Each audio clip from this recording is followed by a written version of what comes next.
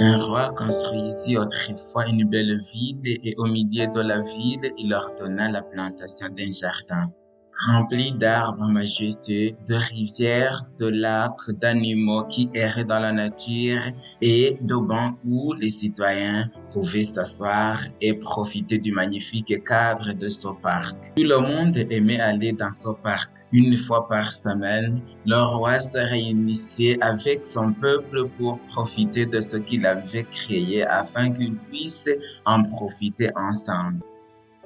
Malheureusement, le roi dut quitter la ville et le parc fut laissé en main des gouverneurs.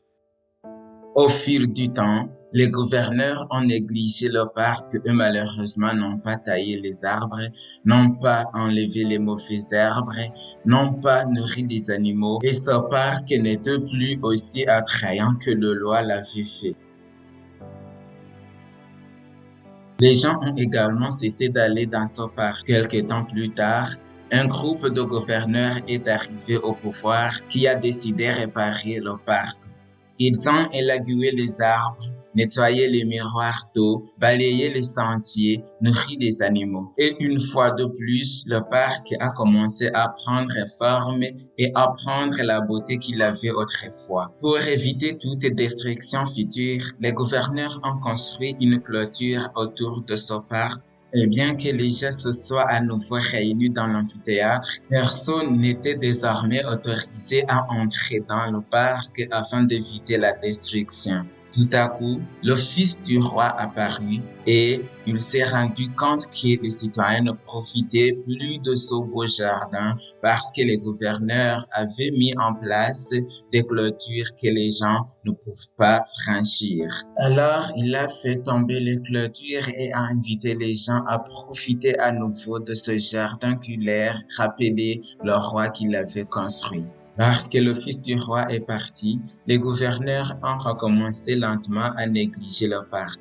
Une fois de plus, les arbres n'ont pas été élagués, les mauvais arbres n'ont pas été enlevés et comme le parc n'a pas été entretenu, il a de nouveau perdu de sa beauté. Comme le parc avait déjà été délaissé, un groupe de personnes a décidé de créer un parc d'attractions à sa place. D'autre part, la société historique proposa de le restaurer à nouveau et de construire un musée pour rappeler à tous le roi. Un troisième groupe de personnes a décidé de restaurer à nouveau le parc pour lui redonner l'objectif initial que le roi avait souhaité pour le parc.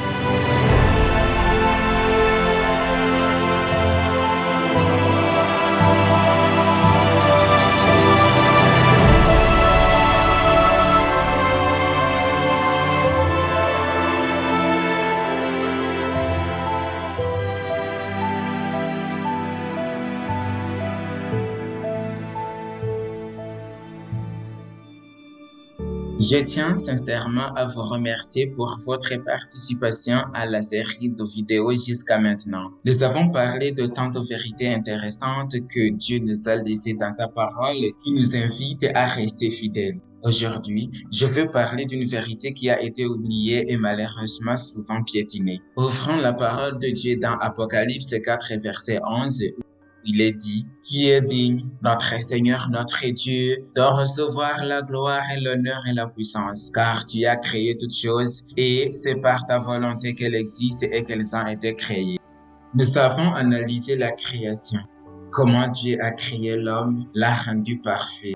Comment Dieu a créé le monde et l'univers dans lequel nous vivons.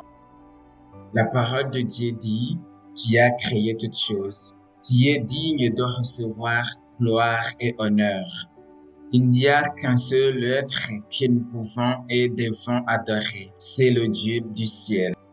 Apocalypse 14, 6 à 7, il dit ce qui suit. Je vis un autre ange qui volait par le milieu du ciel, ayant un évangile éternel pour l'annoncer aux habitants de la terre, à toute nation, à toute tribu, à toute langue et à tout peuple. Il disait d'une voix forte, craignez Dieu et lui donnez gloire, car l'heure de son jugement est venue, et adorez celui qui a fait le ciel et la terre et la mer et les sources d'eau. Ici, nous trouvons un ange volant, mais je ne veux pas me concentrer sur l'ange ou son vol pour le moment. Je veux me concentrer sur ce message. Craignez Dieu et donnez-lui gloire. Mais pourquoi devrions-nous craindre Dieu? Il ne s'agit pas d'une peur littérale parce que Dieu n'est pas un tyran. C'est un Dieu de révérence et de respect. La Bible dit, craignez Dieu et rendez-lui gloire car l'heure de son jugement est venue. Et adorez. Qui adorons-nous? Celui qui a fait le ciel et la terre et la mer et les sources d'eau. L'ange qui apporte ce message nous invite à adorer le Créateur. Allez à lui. Pourquoi? Parce qu'il a créé toutes choses. Psaume 96, verset 5 dit, car tous les dieux du peuple sont des idoles et l'Éternel a fait les cieux. Nous avons un Dieu qui a créé cette terre.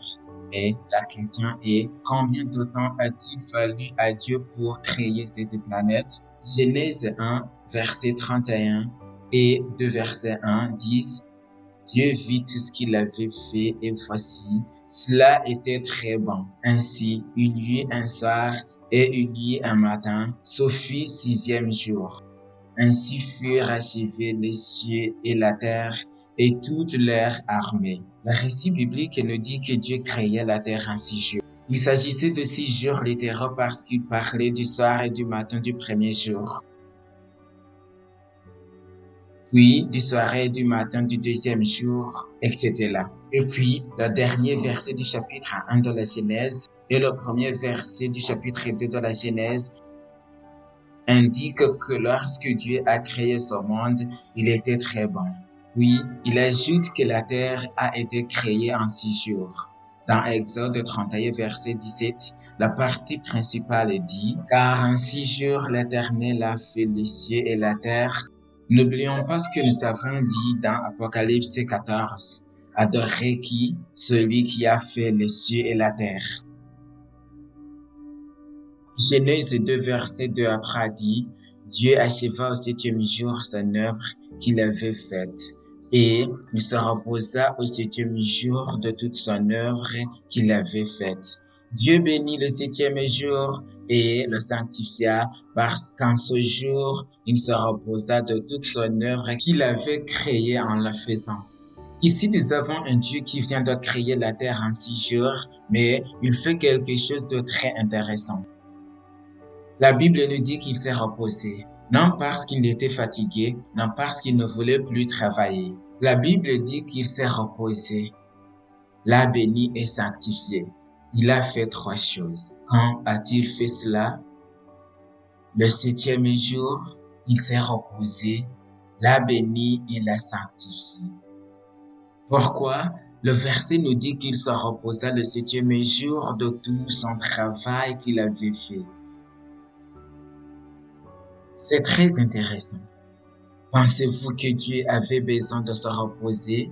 Ou peut-être que vous et moi avons réellement besoin de ce repos? Marc 6, verset 31 dit, Jésus leur dit, venez à l'écart dans un lieu désert et reposez-vous un peu. Avec cette vie trépidante dans laquelle vivent les humains, malheureusement, beaucoup se concentrent sur le travail et oublient le repos. Et notre corps nous facture ces choix. Les maladies surviennent et parfois, pas seulement les maladies physiques, mais parfois aussi des maisons fracturées parce que l'argent, les affaires, une belle maison, une belle voiture sont si férocement recherchées et nous oublions ce qui est vraiment important, notre famille et Dieu. C'est pourquoi Jésus partage le but du jour de repos lorsqu'il dit dans Marc 2, verset 27, le sabbat a été fait pour l'homme et non l'homme pour le sabbat. Alors Dieu se reposa le 7e jour, mais Jésus, le Fils du roi, clarifie que le but originaire de ce jour était qu'il a été créé pour l'homme. Le roi instaura un jour, disons-le dans Exode 20, verset 8 à 11. Cela fait partie du décalogue partie des 10 commandements. Le 4e commandement. Souviens-toi du jour du repos pour le sanctifier. Tu travailleras 6 jours et tu feras tout ton ouvrage. Mais le 7e jour est le jour du repos de l'Éternel, ton Dieu. Tu ne feras aucun ouvrage, ni toi, ni ton fils, ni ta fille, ni ton serviteur, ni ta servante, ni ton bétail, ni l'étranger qui est dans tes portes. Car en 6 jours, l'Éternel a fait les cieux, la terre et la mer et tout ce qui y est contenu, et il s'est reposé le 7e jour. C'est pourquoi l'Éternel a béni le jour du repos et l'a sanctifié. Il y a des choses intéressantes sur ce que dit la parole de Dieu ici. Il est écrit, souviens-toi du jour du sabbat. Pourquoi? Parce qu'on oublie. On oublie le but de jour de repos. Et puis, il est dit, tu travailleras 6 jours et tu feras tout ton ouvrage, mais le 7e jour est le jour du repos de l'Éternel. Chers amis qui écoutent, je veux que vous sachiez que depuis la création, Dieu nous a donné son propre exemple en se reposant le 7e jour. Par conséquent, le sabbat n'a pas commencé dans l'Exode 16 au mont Sinaï. Le sabbat a commencé dans la création. Et maintenant, nous recevons l'invitation au repos du jour du sabbat. Pourquoi? Pourquoi devons-nous nous reposer le jour du sabbat? Le verset de la Bible explique. Car en 6 jours, le Seigneur a fait le ciel et la terre. Souvenez-vous de ce que l'Apocalypse a dit. Adorez qui? Adorez celui qui a fait le ciel et la terre et la mer et les fontaines des eaux. L'observance du jour de repos consiste à adorer notre Créateur. Il s'agit de faire ce qu'il nous demande de faire. Et rappelez-vous qu'accomplir la loi, c'est montrer notre amour. Pourquoi dois-je observer le jour du sabbat? Parce que c'est une réponse au grand amour que nous ressentons envers notre Dieu. C'est une reconnaissance de Dieu comme notre Créateur. Le sabbat est un signe de la puissance créatrice et rédemptrice. Et il reconnaît Dieu comme source de vie et de reconnaissance et rappelle à l'homme la gloire primitive. C'est un témoignage qui nous rappelle que nous pouvons à nouveau être à son image.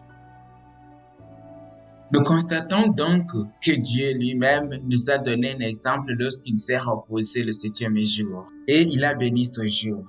Pourquoi dit-on qu'il a béni ce jour-là? Il l'a rendu différent. Pourquoi la Bible dit-elle qu'il a béni ce jour-là? Parce qu'il l'a créé avec une unicité particulière. Tous les jours sont bons, mais tous les jours n'ont pas été bénis par Dieu. Le premier et le 2e jour sont bons, mais le 7e jour est 2 fois meilleur. Pourquoi? Premièrement, parce que c'est un jour. Et deuxièmement, parce que Dieu l'a sanctifié. C'est la raison pour laquelle cette journée est spéciale. Dieu a béni le jour du sabbat et Jésus a précisé que le sabbat a été créé pour qui? Dieu a créé le jour du sabbat pour l'homme. Par conséquent, jusqu'à ce jour béni de Dieu, le peuple de Dieu reçoit une grande bénédiction. C'est un pouvoir vitalisant et vivifiant qui nous permet de récupérer nos forces physiques, morales et spirituelles. Dieu connaît le corps humain. Il est le concepteur de ce corps et a donné des lois qui ne peuvent pas être changées. Il sait pourquoi. C'est pourquoi notre Dieu vous a laissé un jour spécial. Mais il nous a demandé de dédier cette journée à qui? À notre Dieu. Parce que nous lisons qu'il l'a sanctifié. En d'autres termes, il l'a consacré ou séparé ce jour. Oui, ce jour est le jour que Dieu a choisi de consacrer comme un jour avec des objectifs différents des 6 autres jours. Observer le sabbat n'est pas une question d'œuvre imposée, mais d'adoration. Lorsque vous observez le sabbat, c'est un temps de récréation en Dieu, car c'est un signe pour notre Dieu. Il y en a qui peuvent discuter. Eh bien, ce n'est plus d'actualité. C'était pour la nation juive. Cela n'aurait pas pu être possible car lorsque Dieu a institué le repos du sabbat, la nation juive n'existait pas encore. Dans le jardin d'Éden, seuls Adam et Ève existaient. Nous ne pouvons pas contredire cette grande vérité trouvée dans la parole de Dieu. Mais laisse-moi vous donner un petit exemple. Imaginons que vous travaillez dans une épicerie. Lentement, mais sûrement, votre magasin connaît plus de succès jusqu'à ce que le propriétaire de ce magasin décide de faire de vous le nouveau PDG, le nouveau directeur, essentiellement le prochain commandant après lui. Le propriétaire du magasin vous remet les clés et vous êtes le premier à arriver et le dernier à partir. Mais il vous dit quelque chose. Il dit, votre jour de repos sera le 4e jour. Vous vous reposerez mercredi. Je vous donne un exemple. Le propriétaire du magasin part en voyage et vous laisse en charge.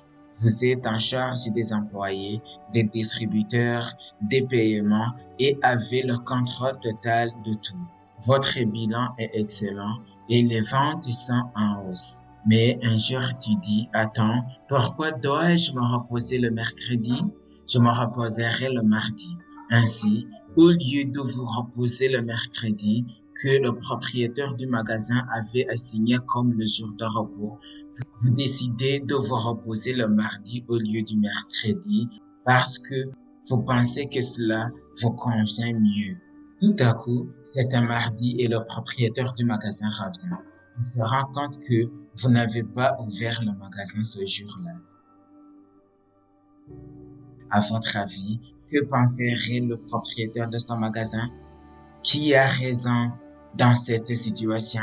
La même chose se produit avec le sabbat. La loi est spécifique.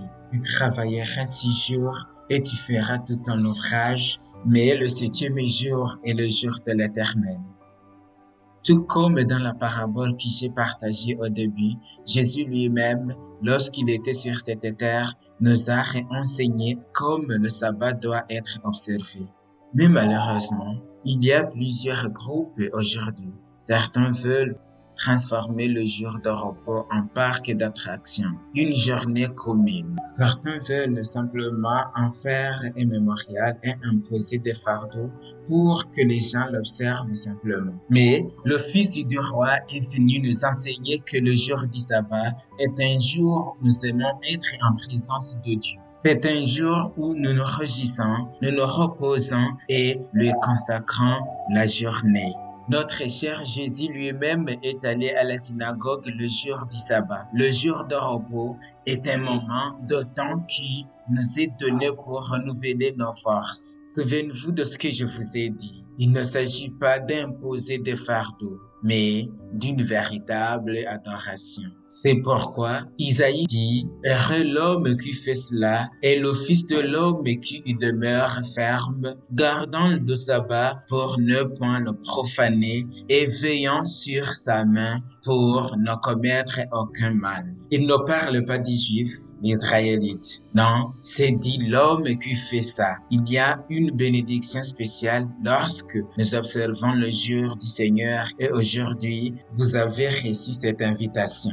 Souvenez-vous que le sabbat a été créé pour l'homme. Et tu sais quoi? Dans la nouvelle terre, nous continuerons à garder le jour de repos. Isaïe 66, versets 22 à 23 dit, « Car comme les nouveaux cieux et la nouvelle terre que je vais créer subsisteront devant moi, dit l'Éternel, ainsi subsisteront votre postérité et votre nom. À chaque nouvelle lune et à chaque sabbat, toute chair viendra se prosterner devant moi, dit l'Éternel. » Ce jour est un mémorial de la création et continuera d'exister à travers l'éternité.